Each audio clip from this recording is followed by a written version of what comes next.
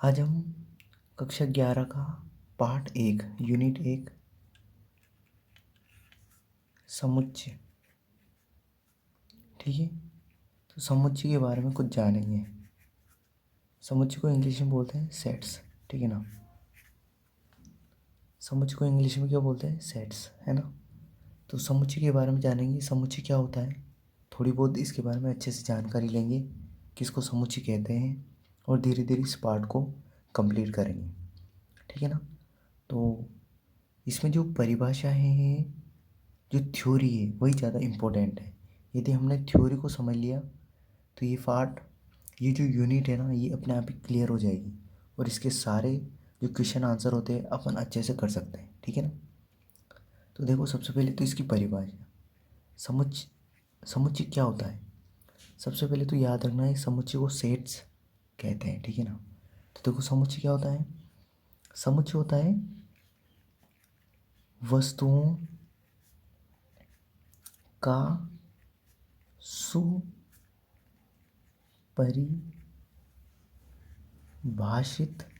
सुपरिभाषित संग्रह।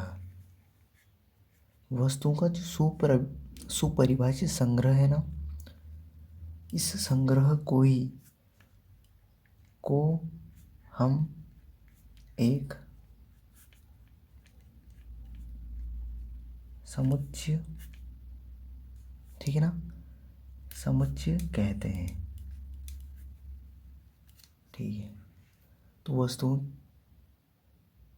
का या वस्तुओं के, ठीक है, वस्तुओं के भी लिख सकते हो। वस्तुओं के सुपरिभाषित संग्रह को हम एक समुच्चय कहते हैं। सुपरिभाषित संग्रह मतलब आप समझने की कोशिश करना। जैसे हम देखते हैं ना कि सम संख्या क्या होती है।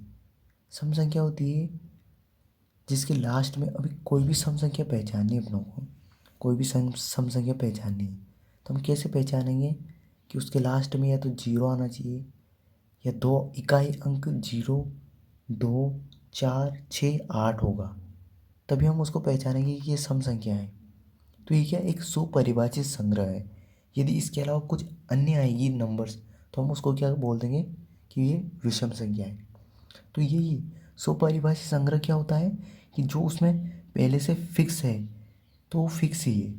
उसके अलावा यदि कोई चीज़, अन्य चीज़ आती है तो वो अलग हो जाता है। जैसे आप समझते हो, जैसे ABCD है, तो इसमें वोवेल्स और कॉन्सोनेंट्स लेटर अलग अलग होते हैं। तो वोवेल्स में 5 ही होते हैं। यदि वोवेल्स में अलग एक और लेटर डालेंगे तो हम पहचान जाएंगे ना। तो वो जो वोवेल्स लेटर का जो संग्रह है, उसे क्या बोलेंगे? सुपरिभाषित संग्रह, ठीक है ना। समझ रहे हो ना। अब देखिए, अब समुच्चय के बारे में आगे पढ़ते हैं अपन। तो समुच्चय में देखिए, पहला पॉइंट है समुच्चय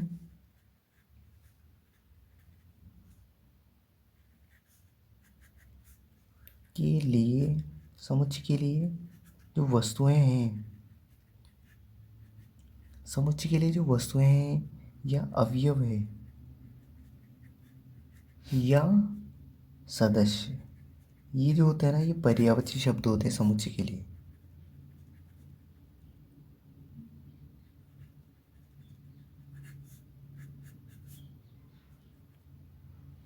पद है, पद या शब्द है ना। समुच्चय के लिए वस्तुएं, अवयव या सदस्य, ये पर्यायवाची पद है। ये कोई ज़्यादा इंपॉर्टेंट लाइन नहीं है, आपको बस नॉर्मल ध्यान रखना। समुच्चय के लिए जो वस्तुएं होती है, और जो अवयव होते हैं, वो सदस्य होते हैं, वो पर्यायवाची पद होते हैं, ठीक है। अब जो दूसरा पॉइंट है ना, इसको ध्यान रखना।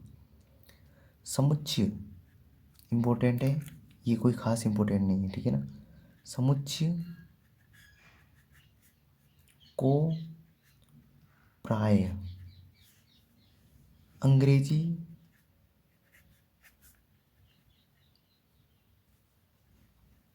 वर्णमाला, अंग्रेजी वर्णमाला के बड़े अक्षरों, बड़े अक्षर मतलब कैपिटल लेटर्स से निरूपित, निरूपित मतलब रिप्रेजेंट करते हैं। देखो, समुच्चय को हम प्राय किससे, अंग्रेजी वर्णमाला के बड़े अक्षरों, बड़े अक्षर मतलब कैपिटल लेटर से निरूपित करेंगे, ध्यान रखना। जैसे ए, बी, सी, डी, ठीक है, एक्स, वाई, जेड, कुछ भी हो सकता है इनमें से, है ना। और आगे कुछ भी हो सकता है, ई, एफ, है ना, कुछ भी। तो बड़े अक्षरों से, तो समुच्चय को प्राय अंग्रेजी वर्णमाला के बड़े अक्षरों से निरूपित करते हैं। तो ध्यान रखना, ये इंपॉर्टेंट लाइन है। अब दूसरी लाइन इंपॉर्टेंट है ये भी, थर्ड,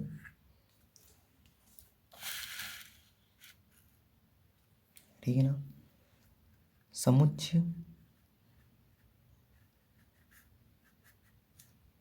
के अवयवों, देखो यहाँ हम समुच्चय की बात कर रहे थे, अब समुच्चय के अवयव, ठीक है ना, जो समुच्चय के अंदर होते हैं उनकी बात कर रहा हूँ मैं। एक तो समुच्चय है और एक समुच्चय के अवयव, मतलब जो समुच्चय के अंदर है होते हैं।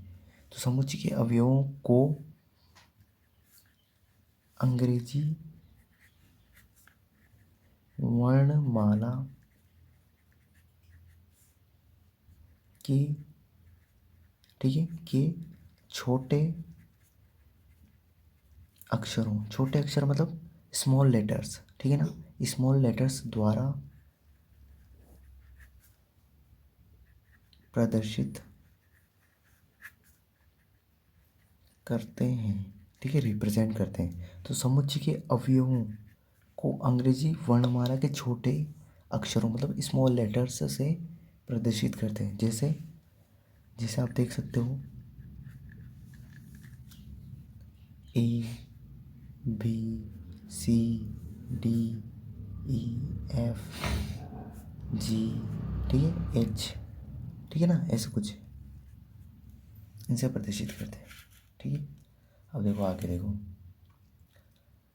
अब यहाँ से इंपॉर्टेंट बातें शुरू होती हैं। तो ये दोनों बात इंपॉर्टेंट है। एक तो समुच्चय को प्राय अंग्रेजी वर्णमाला के बड़े अक्षरों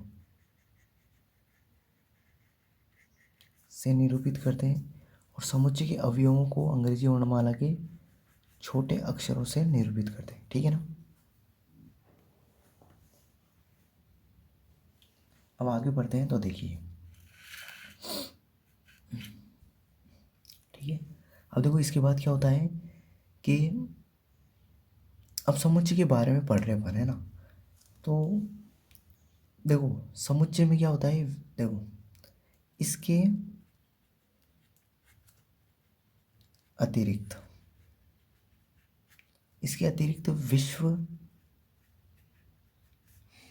के विश्व के 5 सर्वाधिक सर्वाधिक विख्यात, विख्यात का मतलब होता है जो जाने जाते हैं। विख्यात का मतलब जैसे कोई फेमस हो, उन्होंने अच्छे काम किए तो उन कामों के द्वारा वो जाने जाते हैं, तो उसको विख्यात बोलते हैं, ठीक है ना।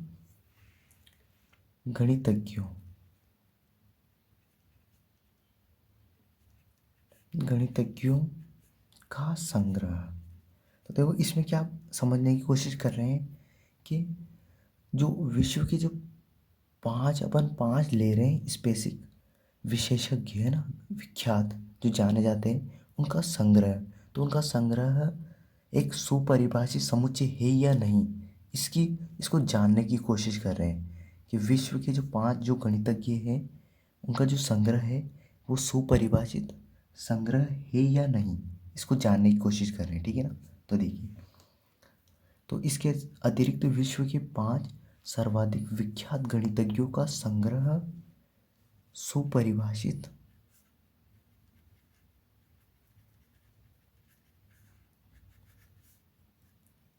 समुच्चय होता है या नहीं, ठीक है। ये क्वेश्चन है अपना कि विश्व के जो 5 सर्वाधिक विख्यात गणितज्ञों का जो संग्रह होता है ना, वो सुपरिभाषित समुच्चय होता है या नहीं। तो इसका आंसर है नहीं होता, ठीक है, नहीं होता। क्योंकि, ठीक है, क्योंकि सर्वाधिक जो सर्वाधिक विख्यात गणितज्ञों के निर्णय करने का मापदंड एक व्यक्ति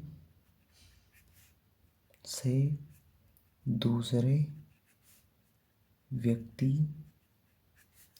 के लिए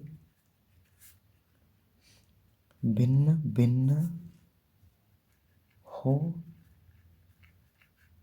सकता है। देखो इसका मतलब क्या है, देखो विश्व के अपन क्या करें, 5 गणितज्ञों का संग्रह ले रहे हैं, तो एक उनका जो समूह है ना वो सुपरिभाषित समुच्चय होता है या नहीं, तो नहीं होता। क्यों नहीं होता, क्योंकि सर्वाधिक विख्यात गणितज्ञों के निर्णय करने का मापदंड एक गणितज्ञ से दूसरे गणितज्ञ के लिए अलग अलग हो सकता है। देखो वो क्या करेंगे, एक्सपेरिमेंट करेंगे, तो उनका तो अलग अलग ही आएगा ना, एक फिक्स थोड़ी आएगा, थोड़ा बहुत सब में अंतर होगा। तो इस वजह से वो उनका जो संग्रह है वो सुपरिभाषित संग्रह नहीं हो सकता। तो देखो सुपरिभाषित संग्रह मैंने आपको पहले ही बताया है कैसे करेंगे। जैसे मैंने बताया था ना आपको कि सम संख्या है तो हम पहचानेंगे को कैसे, कि लास्ट में 0, 2, 4, 6, 8 आए।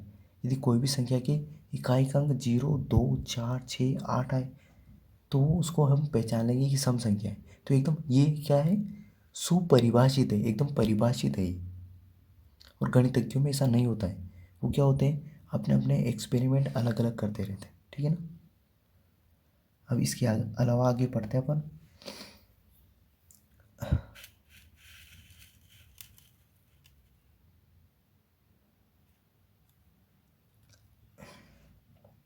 अब देखो कोई भी अवयव समुच्चय में है या नहीं, इसको कैसे प्रदर्शित करेंगे।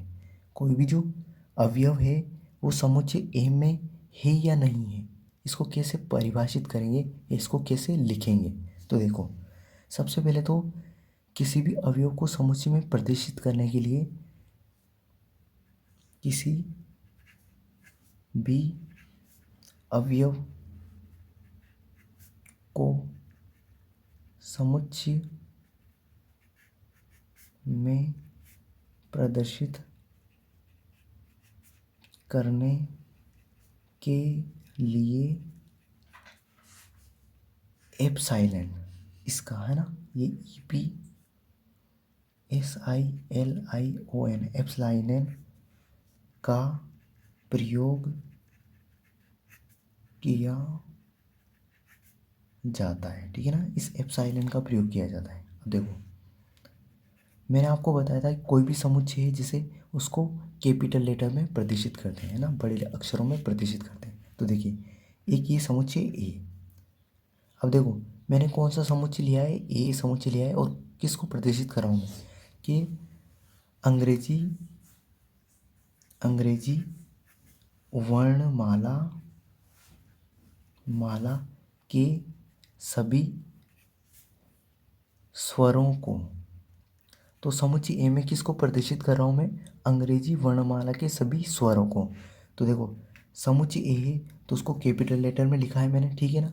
अब देखो इसमें अब अंग्रेजी वर्णमाला के जो स्वर कौन कौन से होते हैं, देखो ए, ई, आई, ओ और यू, ये होते हैं स्वर, 5 होते हैं। अब देखो समुच्चय के अवयवों को स्मॉल लेटर्स में लिखा है मैंने, देखो छोटे छोटे अक्षरों में लिखा है ना स्मॉल लेटर में, तो ये तो होता है समुच्चय और ये होते हैं इसके अवयव, ठीक है। अब इसको कैसे प्रदर्शित करेंगे कि कोई अवयव समुच्चय ए में है या नहीं, तो देखो इसको प्रदर्शित ऐसे करते हैं। देखो ए है ना, ये समुच्चय ए में है तो इसको ऐसे लिखेंगे ए एप्सिलॉन ए। तो इसका मतलब होता है कि ए समुच्चय ए में है। तो इसको लिखते कैसे हैं, इसको मतलब बोलेंगे कैसे, कि इसको बोलने का तरीका ये होता है कि ए जो है वो ए जो है ए जो है वो समुच्चय ए का अवयव है।